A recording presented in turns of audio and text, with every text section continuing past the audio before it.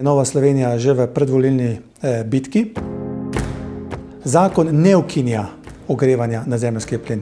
Zakon ne ukinja ogrevanja na lesno biomaso. Zakon niti ne ukinja plinskih omrežij. To smo že na samem odboru in na marsikaterem forumu že eksplicitno natančno dokazali. Zakon tudi ne ukinja nobenih subvencij. Več, ravno obratno, kaj vse zakon omogoča. Pa vendar tovrstne zavajajoče informacije škodijo slovenski družbi, gospodarstvu, konec konca naši prihodnosti. Ker zavajanje vodi v lažno prikazovanje resničnosti. Prav gotovo lahko sklepamo, da je Nova Slovenija že v predvolilni bitki za evropske volitve.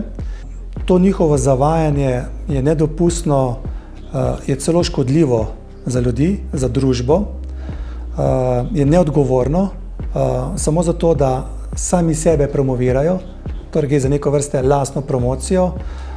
Na kratkoročnih ciljih očitno so pripravljeni res storiti vse za dober dosežek na volitvah.